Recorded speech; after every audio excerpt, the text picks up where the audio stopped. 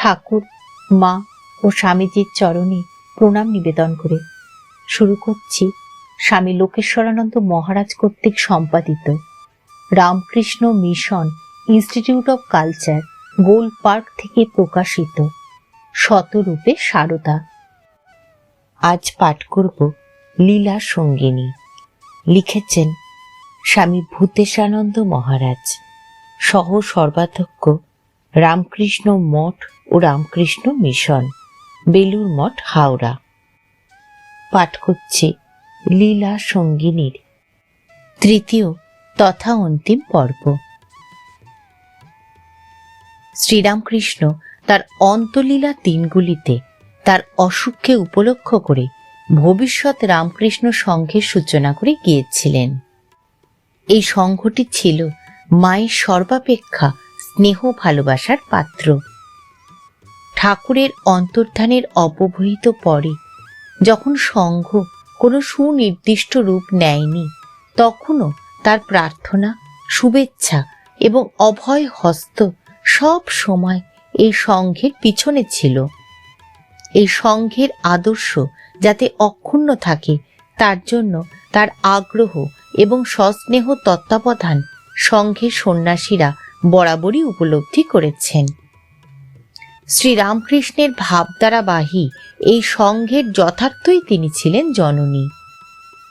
মঠ মিশনের সংঘ জননী রূপে তিনি বহু ক্ষেত্রে তার সিদ্ধান্ত বলেছেন এবং সংঘ সর্বদা তা নত মস্তকে পালন করেছে। মা ছিলেন সংঘের হাইকোর্ট, তার কথাই ছিল শেষ কথা। তার বাণী বা নির্দেশ যেভাবেই আসুক না কেন, তা ছিল সংঘের সকলেরই শিরোধার্য। অথচ মা সাক্ষাৎভাবে এই সংঘের পরিচালনার কাজে কোনো হস্তক্ষেপ করতেন না। সন্তানরাই তাদের নিজেদের বুদ্ধি অনুসারে সংঘ চালাতেন, কিন্তু কোনখানে কি দরকার মা ঠিক জানতেন এবং কোথাও ত্রুটি থাকলে সেই ত্রুটি সংশোধন করে দিতেন। এমন ভাষায় কথা বলতেন যে বুঝতে দিতেন না তিনিই সংঘের কাজ নিজে নিয়ন্ত্রিত করছেন।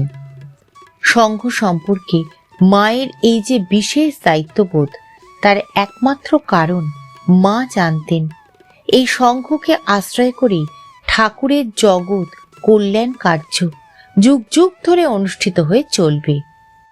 তাই ঠাকুরের অবর্তমানে তারই প্রতিরূপ হিসাবে মা পরম মমতা ও স্নেহের বন্ধনে সংঘের সকলকে এক সূত্রে ধরে রেখেছিলেন। শ্রীরামকৃষ্ণ অবতারের একটি বিশেষ অবদান হল নারীর মর্যাদাকে পুনঃপ্রতিষ্ঠা করা। স্বামীজি বলেছেন, সেই জন্যই রামকৃষ্ণ অবতারে স্ত্রীগুরু গ্রহণ, সেই জন্যই নারী ভাব সাধন, সেই জন্যই মাতৃভাব প্রচার। বৈদিক যুগে ভারতবর্ষের নারীকে পুরুষের সমান মর্যাদা দেয়া হতো, কিন্তু পৌরাণিক যুগ থেকে নারীকে আমরা অত্যন্ত হেয় করতে শুরু করেছি।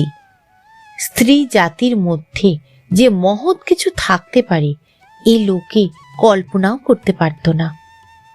গত শতাব্দী পর্যন্ত নারী জাতি সম্বন্ধে আমাদের এই মনোভাব ছিল। ঠাকুরের আগমনের পর থেকে এই অবস্থাটির পরিবর্তন হয়েছে এবং হচ্ছে। স্বামীজি বলছেন, ভারতের দুই মহাপাপ, মেয়েদের পায়ে দোলানো আর জাতি জাতি করে গরিবগুলোকে পিষে ফেলা।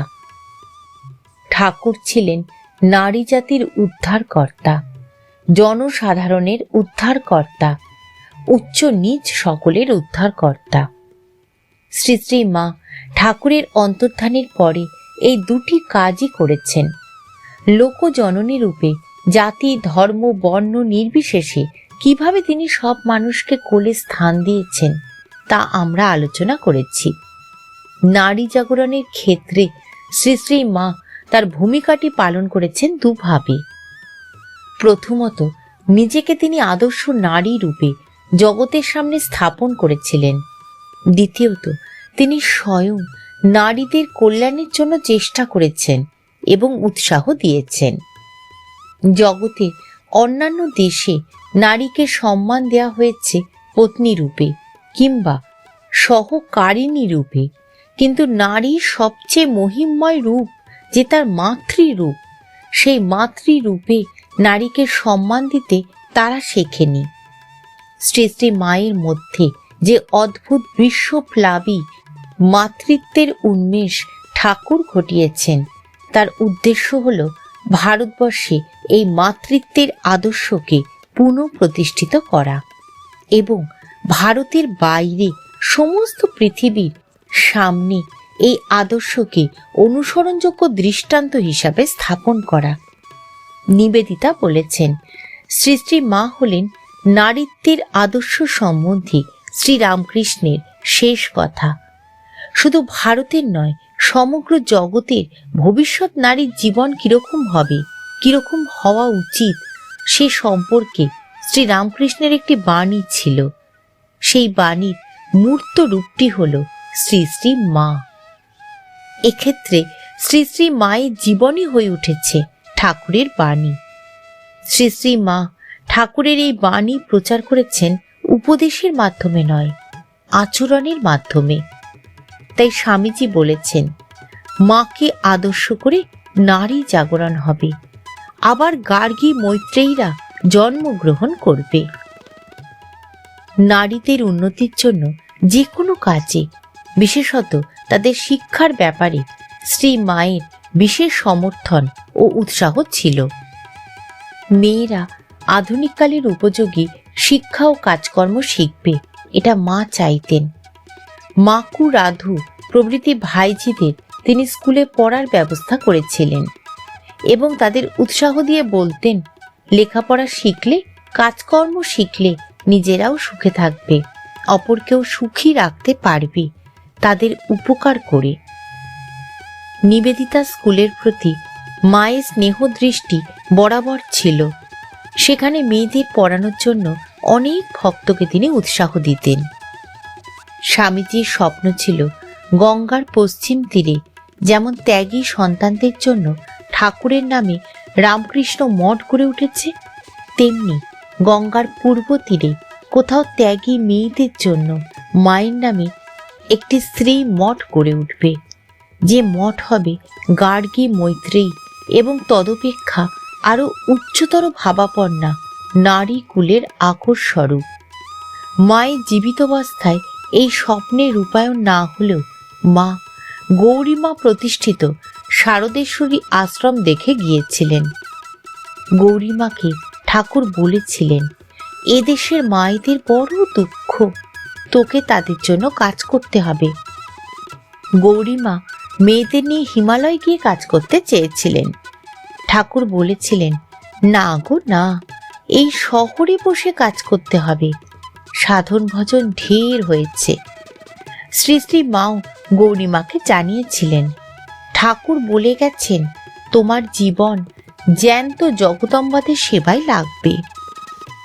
ঠাকুরের নির্দেশে এবং মায়ের উৎসাহে গৌরীমা 1301 সালে ব্যারাকপুরে শারদেশ্বরী আশ্রম প্রতিষ্ঠা করেন। প্রথম কয়েকজন কুমারী, সধবা ও বিধবা মেয়ে লেখাপড়া শেখার জন্য আশ্রমবাসী হয়। পরে এদের মধ্যে থেকে কয়েকজন কুমারীকে বেছে নিয়ে তিনি বিশেষ করে শিক্ষা দিতে লাগলেন, যাতে তারা আজীবন ত্যাগের পথে থেকে আশ্রম সেবায় নিজেদের উৎসর্গ করতে পারে।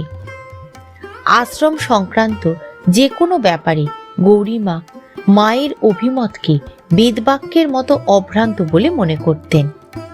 মা এই আশ্রমটিকে কি চোখে দেখতেন তা তার এই উক্তি থেকেই বোঝা যায়। গৌরদাসীর আশ্রমে সলতেটি পর্যন্ত যে উস্কে দেবে তার কেনা বৈকুণ্ঠ। স্বামীজির স্বপ্নের বাস্তব রূপায়ণ হিসাবে শ্রী মায়ের শরীর যাওয়ার বেশ কিছুকাল পরে গঙ্গার পূর্ব তীরে মাকে আদর্শ করে সন্ন্যাসিনী ব্রহ্মচারিণীতে নিয়ে তার নামাঙ্কিত সারদা মঠ গড়ে উঠেছে। শ্রীরামকৃষ্ণ যে নারী জাগরণ ঘটাতে এসেছিলেন, মাকে কেন্দ্র করে এই স্ত্রীমঠের মাধ্যমে সে কাজ তিনি সূক্ষ্ম দেহে করে যাচ্ছেন এবং আরো বহু কাল করে যাবেন। দক্ষিণেশ্বরে মাকে ঠাকুর একদিন জিজ্ঞাসা করেছিলেন, তুমি কি আমায় সংসার পথে টেনে নিতে এসেছ? মা বিন্দু মাত্র ইতস্তত না করে উত্তর দিয়েছিলেন, না, আমি তোমাকে সংসার পথে কেন টানতে যাব? তোমার ইষ্ট পথেই সাহায্য করতে এসেছি। এখানে ইষ্টপথ বলতে শুধু ঠাকুরের সাধনা বা সিদ্ধি নয়, যে উদ্দেশ্যে তার নরলীলা, তাতে সর্বদা সর্বতোভাবে তাকে সাহায্য করবেন এই প্রতিশ্রুতি শ্রী শ্রীমা দিয়েছিলেন। ঠাকুরের অপ্রকট হওয়ার পর সংঘ জননী ও লোক জননী রূপে মা যে ভূমিকা পালন করেছেন এবং জগতের নারী জাতির সামনে মাতৃভাবে যে সর্বোচ্চ আদর্শ রেখে গেছেন, তা আসলে ওই প্রতিশ্রুতিরই রূপায়ণ। শ্রীরামকৃষ্ণ এবং সারদা দেবী এই দুটি জীবনকে সর্বদা পরস্পরের ঘনিষ্ঠ সম্বন্ধ রূপে আমাদের দেখতে হবে। অগ্নি এবং তার দাহিকা শক্তির মতো তারা পরস্পর থেকে অভিন্ন। মাকে বাদ দিয়ে ঠাকুরের জীবন অসম্পূর্ণ, আর ঠাকুরকে বাদ দিয়ে মায়ের জীবনের কোনো অংশই নেই। ঠাকুর কত বেছে বেছে মানুষকে আশ্রয় দিতেন, কিন্তু মায়ের কাছে সবার অবারিত দ্বার। যার দিকে কেউ ফিরেও তাকায় না, তাকেও মা আশ্রয় দিয়েছেন। ঠাকুর কল্পতরু হয়েছিলেন মাত্র একদিন, 1886 খ্রিস্টাব্দের 1 জানুয়ারি, কিন্তু মা প্রতিদিন কল্পতরু ছিলেন, আছেন এবং থাকবেনও চিরকাল। কিন্তু মা যদি চিরকালের জন্য কল্পতরু হয়ে থাকেন, মায়ের মধ্য দিয়ে ঠাকুরও কল্পতরু আছেন চিরকাল, কারণ তারা আলাদা নন। মায়ের মধ্য দিয়ে ঠাকুরেরই করুণা ধারা জগতে আরো ব্যাপকভাবে প্রবাহিত হয়েছে। মা তার মাতৃ স্নেহের দ্বারা ঠাকুরকে ভালোবাসার পথই আরো সুগম করে দিয়েছেন। মাকে যদি আমরা ভালোবাসি, তার চরণে যদি আমরা প্রণাম নিবেদন করি, সেই ভালোবাসা, সেই প্রণাম ঠাকুরের কাছেই গিয়ে পৌঁছায়। মায়ের মাতৃলীলা যদি অনুধ্যান করি, তার দ্বারা ঠাকুরের লীলাই আরো গভীরভাবে বোঝা যায়, কারণ মা ঠাকুরেরই অপর রূপ। জগৎ কল্যাণ ব্রতের যতটুকু ঠাকুর স্থূল দেহে শেষ করে যেতে পারেননি, লীলা সঙ্গিনীর মাধ্যমে তা সম্পন্ন করেছেন। সারদা লীলা রামকৃষ্ণ লীলারই পরিপূরক।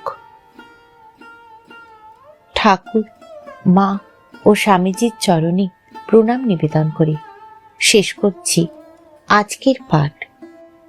স্বামী ভূতেশানন্দ মহারাজ কর্তৃক রচিত লীলা সঙ্গিনীর 3য় তথা অন্তিম পর্ব।